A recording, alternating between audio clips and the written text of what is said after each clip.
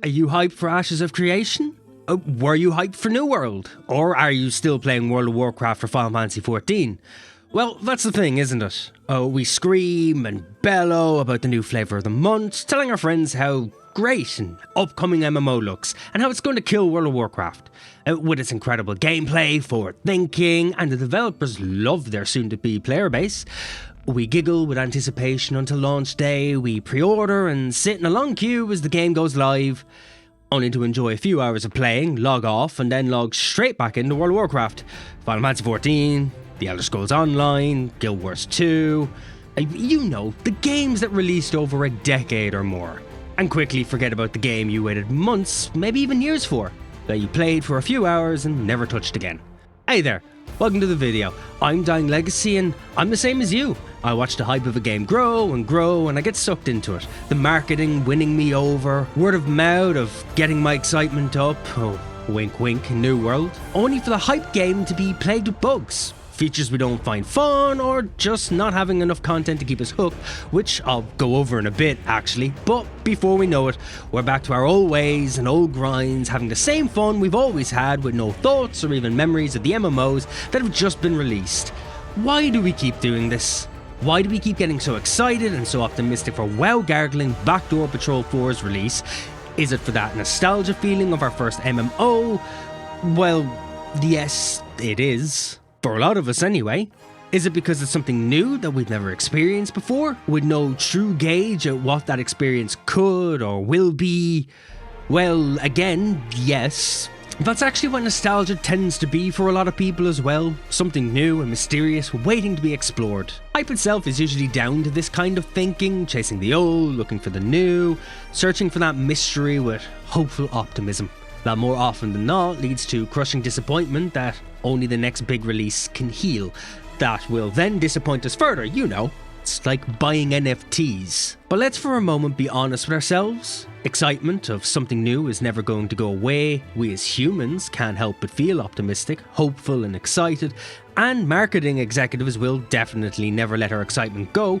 They'd rather sell their families before they'd let that happen. Let's start with the root of the issue on our end first. We're playing decades-old MMOs that have had years to not only iron out their issues, but also add content and features continuously and regularly, to the point where new players barely know where to begin, with strong built-up communities that these new players can look to, either for a place to start or just an idea of what awaits ahead, which gives them a goal to aim for. And for the veterans, they have so many hours invested along with memories and friends made along the way that ties them to their favourite MMO, which means the only way for them to move into a different game is for their favourite game to turn into complete and utter crap, making itself so frustratingly unfun and unfriendly that the players, their guilds and the community leave as a whole. Basically what happened with World of Warcraft during the Shadowlands expansion, where a large majority went to Final Fantasy XIV as well as other games. And even then, with some backpedaling and answering the pleas of their community and player base with the release of Dragonflight, players are willing and are starting to return. And of course, our feeling of nostalgia isn't the whole picture, even though content based on social necessity has been streamlined and made vastly more accessible, even to us socially anxious and introverted sorts.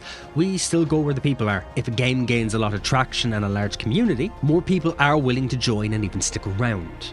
For myself, this was the main reason for a lot of MMOs I play: Final Fantasy XIV, The Elder Scrolls Online, Guild Wars 2, even old school RuneScape.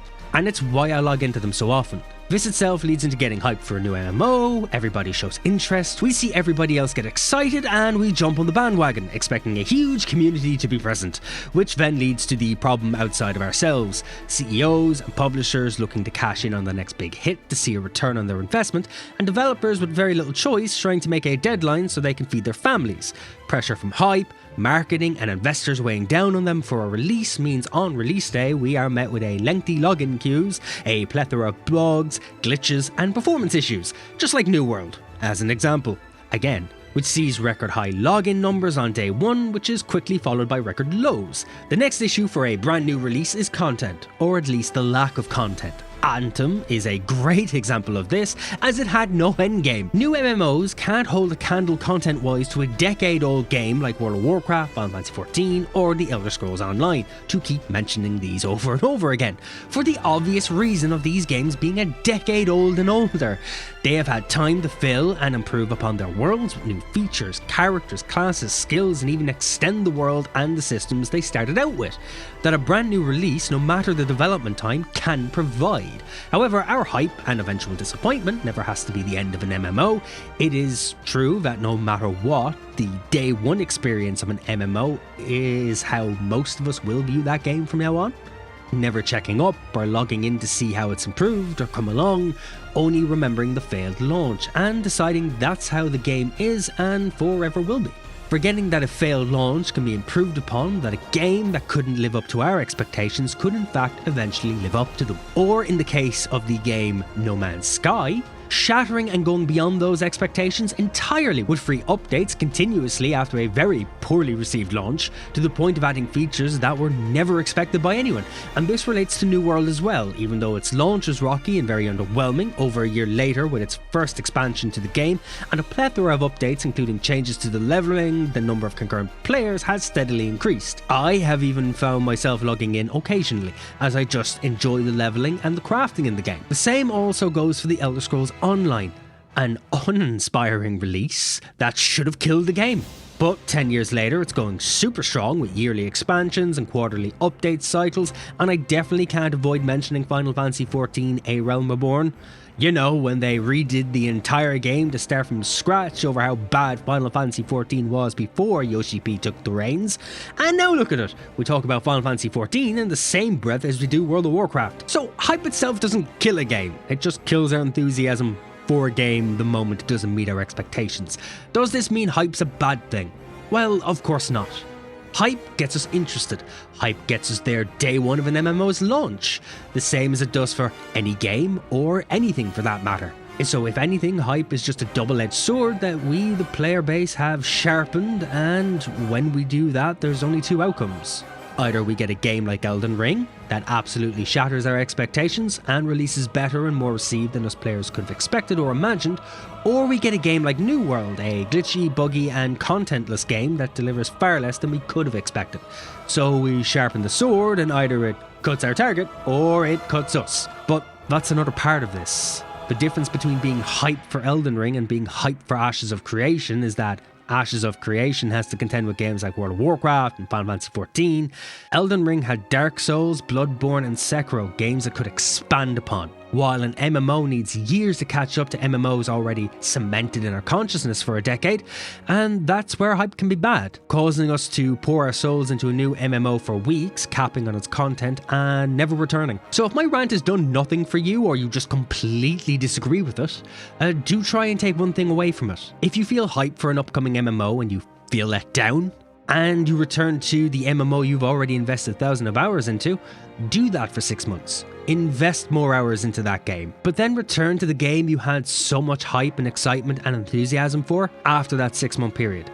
You might be surprised at what's changed, improved, or has been added.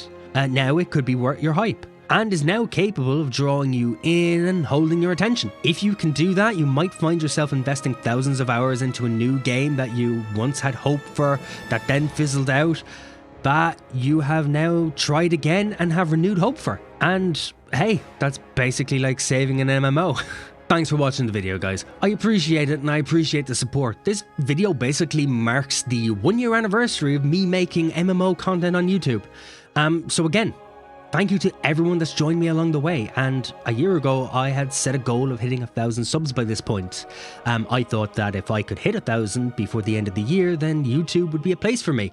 But as the year's closed, my thoughts and goals have changed. It's not just a place for me, it's the place I like to be. I enjoy making videos. That's all there is to it now. I get to create what I want, and then I get to talk to you guys.